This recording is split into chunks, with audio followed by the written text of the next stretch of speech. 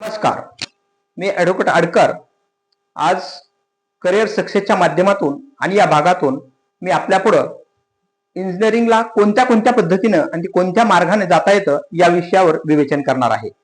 विद्यार्थी मित्र व पालक वर्ग यांना माझं एक सांगणं आहे की उद्याचा उज्ज्वल भारत घडवण्यासाठी आजची मुलं ही इंजिनिअरिंगच्या चांगल्या टप्प्यामध्ये आणि चांगल्या फॅकल्टीमध्ये चांगल्या ब्रँचेसमध्ये जाणं गरजेचं आहे. त्यासाठी प्रत्येक पालकानं त्याचं क्रिटिसाइज केलं पाहिजे, त्याच्यावर अभ्यास केला पाहिजे आणि अभ्यास करून कोणती गोष्ट शिक्षण एज्युकेशन मध्ये स्वीकारली पाहिजे. त्याचाच एक भाग म्हटलं तर इंजिनिअरिंगसाठी जाण्यासाठी कोणत्या कोणत्या मार्गाने जाता येतं या विषयावर विश्लेषण करत आहे. प्रथमतः ज्यावेळेस आपला स्टुडंट हा 10वीची परीक्षा पास होतो, 10वीची परीक्षा पास झाल्यानंतर त्याचा इंटरेस्ट जर आपल्याला सायन्समध्ये आणि इंजिनिअरिंग मध्ये असेल आणि इंग्लिश त्याचं चांगलं परिपक्व असेल, अशा विद्यार्थ्याकरिता आपण महाराष्ट्र स्टेट गव्हर्नमेंटची MSCAT या एक्झामसाठी आपण त्याची तयारी करू शकतो.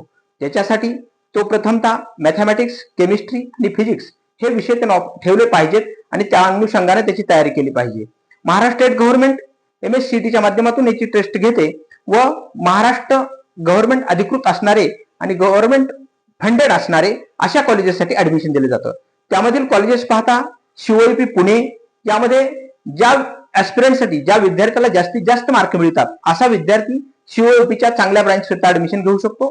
तसेच VJTI म्हणजे वीर माता जिजाऊ मुंबई हे स्कूल आहे, जे इंजिनिअरिंग कॉलेज आहे. या इंजिनिअरिंग कॉलेजसाठी 2 नंबरचा प्रिफरन्स दिला जातो. तसेच PICT म्हणून एक पुण्यामध्ये 3 नंबरचं कॉलेज आहे. त्यानंतर सांगलीचं एक छान असं कॉलेज आहे. त्यानंतर कराडचं एक कॉलेज आहे आणि असे बरेचसे इंजिनिअरिंग कॉलेज महाराष्ट्रामध्ये आहेत की जे गव्हर्नमेंट फंडेड आहेत आणि त्याची व्हॅल्युएशन रँकिंग ही चांगली आहे की त्याच्यामुळे त्याचे प्लेसमेंट चांगले होतात.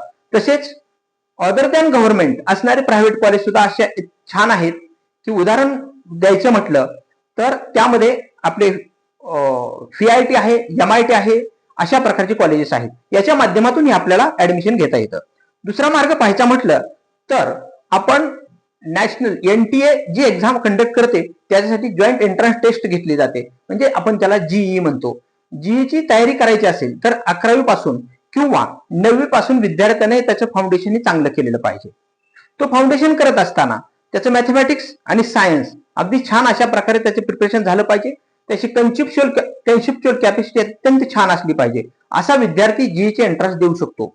आता GE एंट्रन्स कुठला विद्यार्थी देऊ शकतो आणि सिलेक्ट होऊ शकतो आणि कुठली ब्रँच घेऊ शकतो या विषयावर विवेचन करतो. विद्यार्थी मित्रो, GE एंट्रन्स घेण्यासाठी प्रथमतः त्याच्यासाठी आपल्याला GE मेन्स एक्झाम द्यावी लागते. ते प्रत्येक वर्षीच्या जानेवारीमध्ये GEची मेन्स घेतली जाते. GE मेन्सच्या जो जनरल असेल, OBC असेल, EWS असेल, ST असेल, NT असेल, VJNT असेल, आज सर्वांचा जो कटऑफ लागेल तो कटऑफ पास केल्यानंतरच तो व्यक्ती पुढील ऍडव्हान्स साठी जी एक्झाम घेतली जाते, जी IIT करता एक्झाम घेतली जाते, ती जी ऍडव्हान्स आहे आणि ती ऍडव्हान्स एक्झाम ही मे मध्ये घेतली जाते.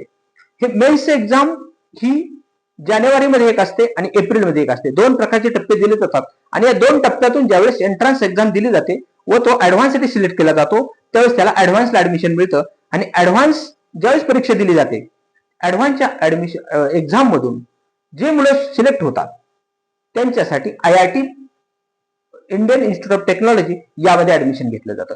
दुसरी गोष्ट म्हटलं, ज्यावेळेस आपण मेन्स एक्झाम देतो, मेन्स एक्झामवरूनही आपल्याला NIT भारत देशातील टोटल NIT असणाऱ्या त्या NIT मध्ये आपल्याला ऍडमिशन घेतलं जातं.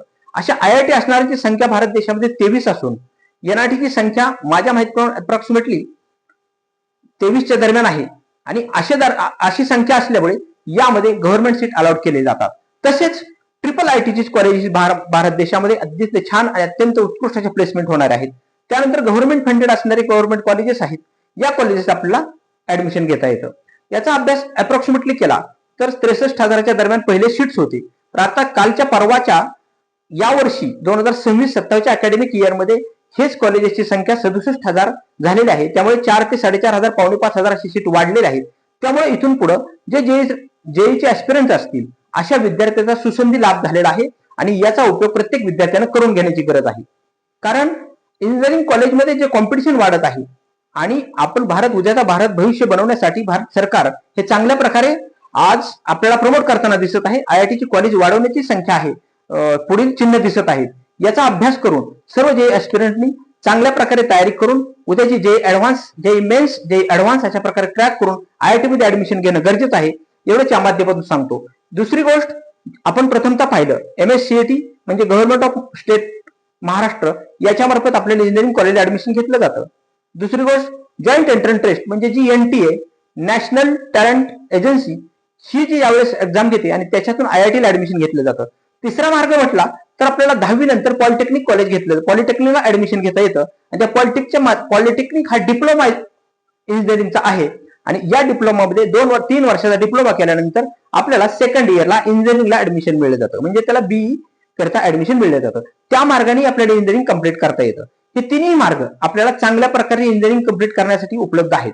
परंतु आपण आपल्या विद्यार्थ्याच्या कॅपॅसिटीनुसार विद्यार्थ्याच्या ऍबिलिटीनुसार आपण त्या विद्यार्थ्याला ऍडमिशन त्या प्रकारे घेतलं पाहिजे म्हणजे त्याला निश्चित त्या कुठल्याही ऍडमिशन घेतल्यानंतर कॉलेजचा किंवा त्या सिलेबसचा ओव्हरलोड होणार नाही किंवा त्रास होणार नाही आणि त्याच्यातून तो पुढच्या भावी आयुष्यामध्ये त्याचं जीवन सक्सेस होईल आणि त्याला प्लेसमेंट होण्याकरिता किंवा गव्हर्नमेंटमध्ये जाण्याकरिता किंवा रिसर्चमध्ये जाण्याकरिता रिसर्च कॉलेज पाहिलं तर IISc बेंगलोर हे अत्यंत सुंदर असं रिसर्च कॉलेज आहे. तसेच गव्हर्नमेंट ऑफ इंडियाच्या अधिकृत मान्यता असणारे व खाजगी कॉलेज असले तर बिट्स पिलानी पाहिलं, FIT वेल्लोर असेल असे नावाजलेले आणि काही IIT असे आहेत. उदाहरणादाखल पाहिलं तर IIT हैदराबाद असे कॉलेज आहे की त्याच्या प्लेसमेंट आज जागतिक लेवलला 1 नंबर होताना दिसत आहेत आणि त्यामुळे तेही कॉलेज आपण याच्यातून बाजूला ठेवणं संयुक्तिक होणार नाही. म्हणून मला या माध्यमातून सांगायचं आहे जे ऍस्पिरंटसाठी ही सुवर्ण संधी आलेली आहे त्यामुळे इथून पुढे इंजिनिअरिंगला ऍडमिशन घेत असताना या प्रत्येक गोष्टीचा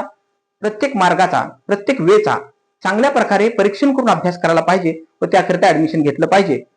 अशा प्रकारचे मी इंजिनिअरिंग करता किंवा मेडिकल करता जे विद्यार्थ्यांना आवश्यक असणारी माहिती या चॅनलच्या माध्यमातून मी प्रत्येक भागामध्ये आपल्या पुढे विस्तृतपणे विवेचन करणार आहे. त्यामुळे माझं अशी मत आहे की माझ्या विद्यार्थ्यांनी पालकवर्गाने सदरचा माझा चॅनल आहे हा सबस्क्राईब करावा, लाईक करावा व शेअर करावा. धन्यवाद.